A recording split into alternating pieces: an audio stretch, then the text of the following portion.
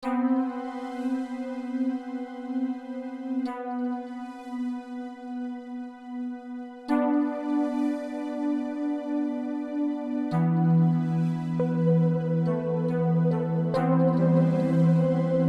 Mojave incident.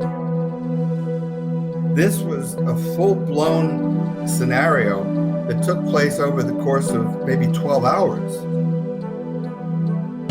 So they went to into the desert, again, a very desolate area, surrounded by mountains, and kind of a valley, with the mountains surrounding it.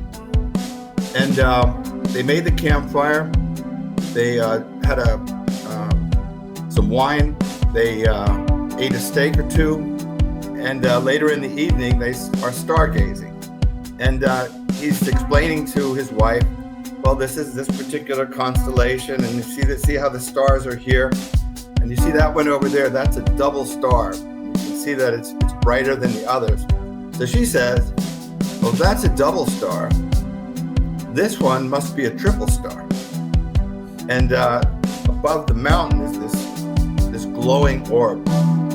And as they're watching, as they're observing, the one glowing orb becomes 9 glowing orbs. The 9 become dozens, and the dozens become hundreds. And the noise in the desert at night is noisy. Stops. No noise, and just the feeling that the valley is capped by something, a ceiling almost. A voice, a telepathic voice, very clear in Dawn's head, says, don't do anything rash. We're not going to harm you. Don't try to fight us or we'll kill you. And the voice says, get in the camper, put the guns down, sit in the camper. They walk to the back of the camper like people that are hypnotized. And they sit Indian style.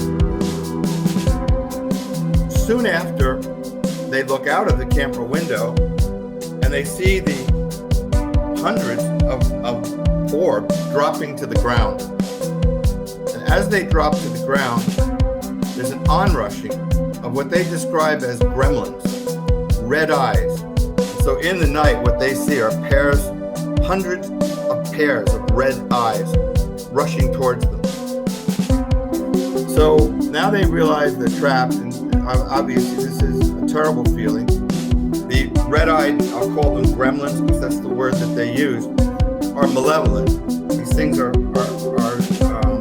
full of energy, frenzied, animalistic. They have like leather kind of faces, black faces that are leathery, shiny, red eyes like lasers. And they surround the camper. They're on top of the camper. They're in the trees. They're everywhere. And frenetic, almost diabolical. Above them is a huge UFO. This thing, they're talking about something the size of a football field. And they're talking about it not being, thousands of feet up. They're talking about something that maybe is 100 feet up. And what's beamed down then are 9 other beings, what they call illuminated figures. They surround the camper. When the shades are pulled on the camper window, it makes no difference. These things are so illuminated. And they talked about this particular type like scientists. They were studying them. They were surrounding the camper and were studying them. And they got telepathic signals that they were being studied. At that point, the intent, I don't think, was to torture, but in effect, that's what it was.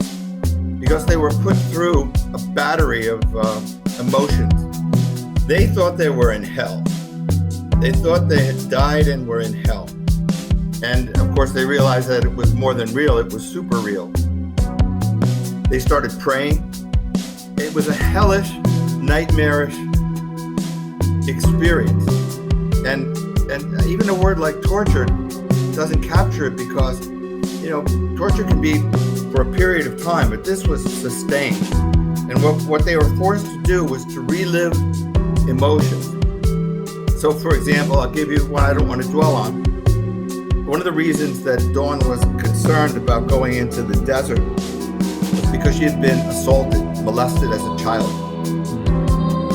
And so she was forced not to remember, but to relive those experiences, because they wanted to evoke the emotion that experience created. If it was terror, if it was humiliation, if it was shame, they wanted to evoke those emotions.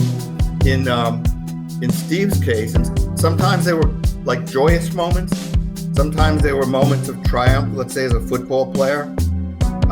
Since he was a hunter, he was made to live a scenario where he was being hunted like an animal. And hunters were chasing him, and he was in a mad dash to get away and to hide and whatnot.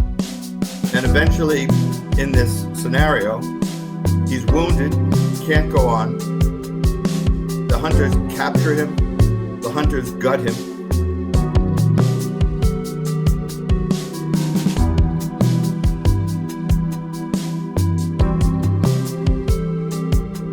When they felt their chests were about to explode, a kind of mist came into the camper, and it must have been a kind of a tranquilizer to calm them. They realized at some point in time that probably they would have died were it not for this mist.